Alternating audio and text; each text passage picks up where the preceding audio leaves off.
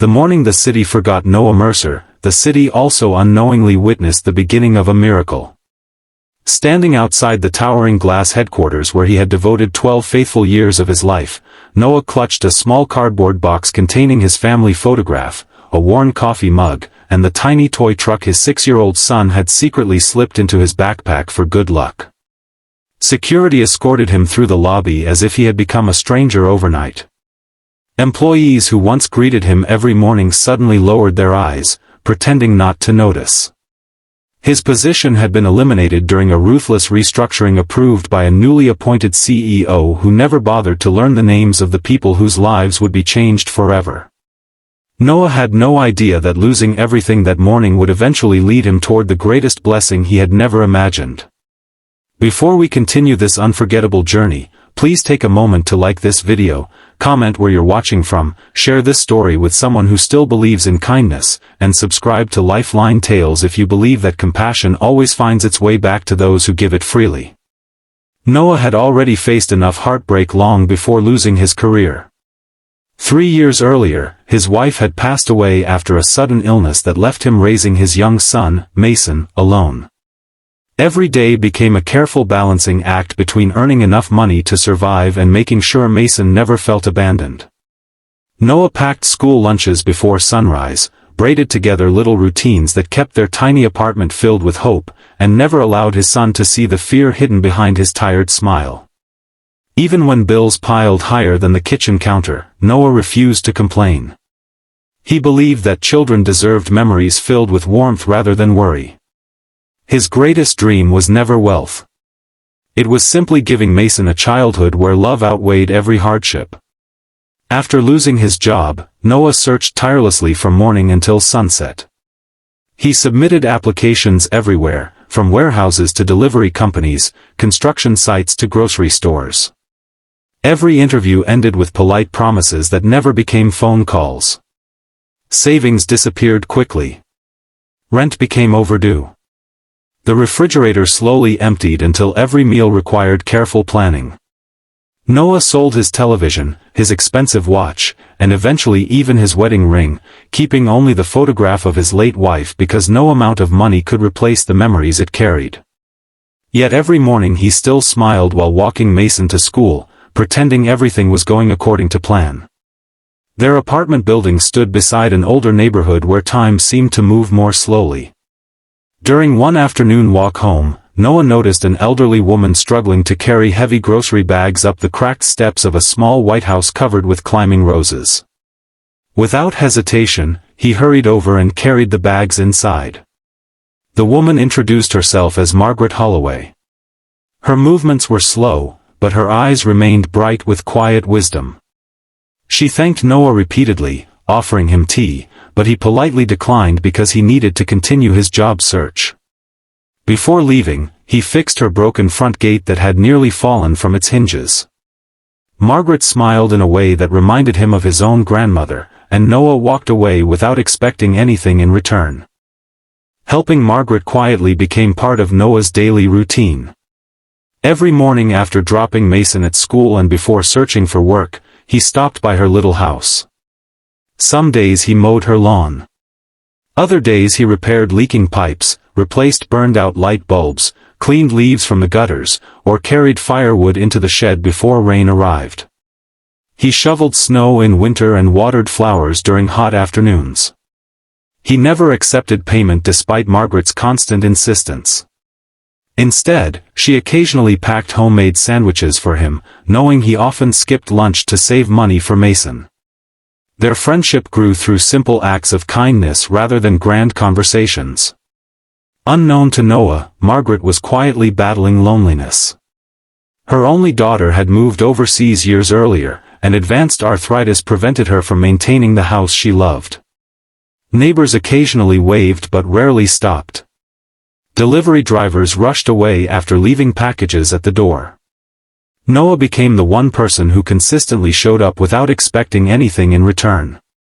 His kindness restored not only her home but also her belief that genuine goodness still existed. As weeks turned into months, Noah's financial situation became desperate. Collection notices filled the mailbox. Utility companies threatened disconnection. One rainy afternoon he discovered an eviction notice taped to the apartment door. He quietly removed it before Mason returned from school, determined to shield his son from another painful reality. That evening, instead of discussing unpaid bills, Noah helped Mason finish a school science project using recycled cardboard boxes. They laughed together while building a miniature bridge, and for a few precious hours, the world felt normal again. Margaret noticed Noah growing thinner and more exhausted. She realized he often arrived wearing the same worn jacket despite changing seasons. She gently asked if everything was all right. Noah simply smiled and admitted finding work had been harder than expected. He refused to burden her with the full truth because he believed everyone carried enough struggles already. Margaret admired his quiet dignity more than ever. One bright Saturday morning, Noah and Mason spent hours repainting Margaret's weathered porch. Mason carefully dipped his tiny paintbrush into the can, proudly helping his father. Margaret watched through the kitchen window with tears forming in her eyes. The laughter echoing across her yard reminded her of happier years when her own family gathered there. That afternoon she baked fresh apple pie, insisting father and son stay for lunch. For the first time in months, Noah forgot about unpaid bills and simply enjoyed watching Mason laugh freely. A few days later, Margaret received an unexpected phone call informing her that her distant nephew would finally be visiting after many years away. She seemed nervous rather than excited. Noah assumed family relationships could become complicated over time and wished her well. He promised to stop by later in the week to trim the overgrown hedges before another storm arrived. On the scheduled morning, Noah carried his toolbox across the familiar path toward Margaret's front porch. The sunshine filtered through tall maple trees, and birds filled the neighborhood with cheerful songs. Everything felt peaceful until he reached the front door and gently knocked. Footsteps approached from inside. When the door slowly opened, Noah's heartbeat nearly stopped. Standing before him was Victor Ashford, the very CEO whose cold restructuring decision had ended Noah's career months earlier. Time seemed frozen. Victor recognized Noah immediately. Surprise replaced his confident expression. Neither man expected this impossible meeting. Noah instinctively tightened his grip on the toolbox, memories of humiliation flooding back. The expensive suit, polished shoes, and commanding presence were impossible to forget. Victor looked equally stunned. He quietly asked what Noah was doing there. Noah calmly explained that he had come to help Margaret with her yard work as he did every week. Before either could say another word, Margaret appeared behind Victor with a warm smile, happily introducing them as though fate had arranged a pleasant coincidence rather than an emotional collision. Victor explained that Margaret was his late mother's older sister. Years of business responsibilities had kept him away, but after learning about her declining health, he had decided to spend several weeks helping her organize medical care and home repairs. Margaret proudly interrupted, telling Victor none of those repairs would have been necessary if Noah had not generously handled almost everything himself.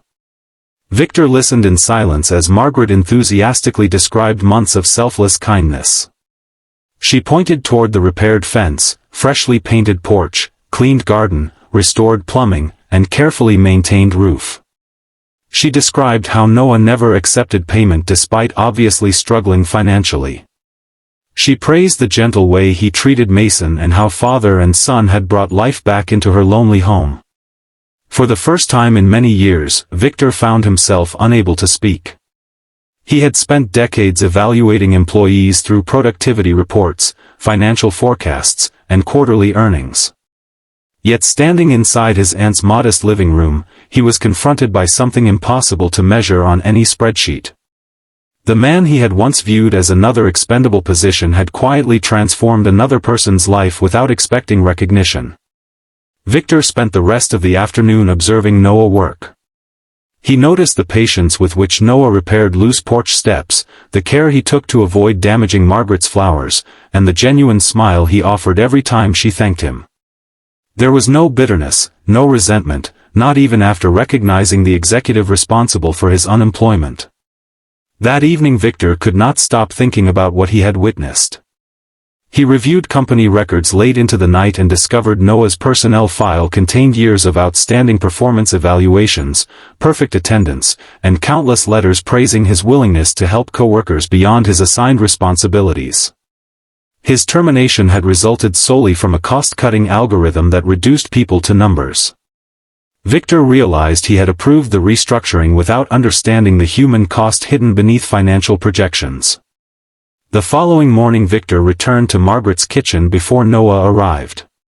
Margaret gently challenged her nephew to consider what truly defined success. She reminded him that companies could recover from financial losses, but communities suffered deeply whenever compassion disappeared from leadership. Her words carried the quiet authority that only a lifetime of wisdom could provide.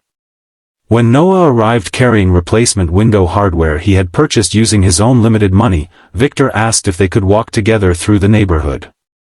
Noah agreed despite lingering uncertainty. They walked beneath rows of sunlit trees while children rode bicycles nearby. Victor admitted that he had made countless decisions based entirely on efficiency, believing business required emotional distance. Meeting Noah had forced him to confront the reality that every signature affected real families. He apologized sincerely for the pain his decision had caused. Noah accepted the apology with remarkable grace.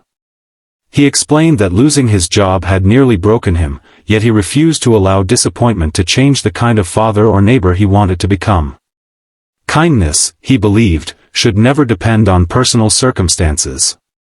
Those words stayed with Victor more deeply than any business seminar or leadership conference ever had. Within days Victor invited Noah back to company headquarters.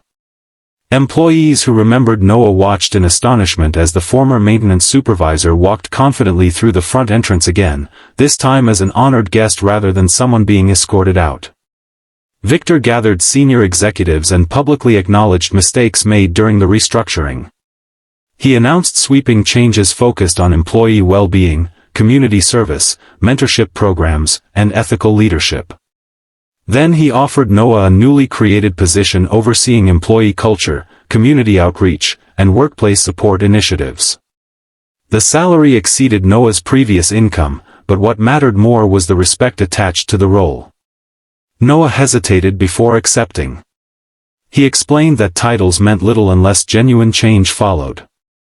Victor assured him that meaningful change had already begun because one ordinary father had reminded an entire company what humanity looked like. The months that followed transformed countless lives. Noah developed volunteer programs connecting employees with elderly residents throughout the city. Hundreds participated, repairing homes, delivering groceries, mentoring children, and supporting local charities. Productivity unexpectedly increased as workplace morale improved. Customers noticed the company's renewed values, strengthening its reputation in ways expensive marketing campaigns never achieved. Mason watched his father become a quiet source of inspiration not because of wealth or status but because kindness had never been abandoned during hardship. He proudly told classmates that heroes did not always wear uniforms. Sometimes they carried toolboxes and fixed broken fences for lonely neighbors. Margaret's little white house became a symbol of hope throughout the community. Neighbors who had once hurried past now regularly visited, bringing meals, flowers, and companionship. Loneliness slowly disappeared from the street as people rediscovered the simple power of caring for one another. Years later, when Victor accepted a prestigious business leadership award, he surprised the audience by dedicating the honor not to investors or executives but to a single father who had unknowingly rebuilt far more than an old woman's porch. He confessed that the greatest lesson of his career came not from a boardroom but from watching a man continue serving others even after life had treated him unfairly. If this story has touched your heart so far, please like this video, share it with someone who needs hope today, and subscribe to Lifeline Tales for more emotional stories that remind us how ordinary kindness can change extraordinary lives.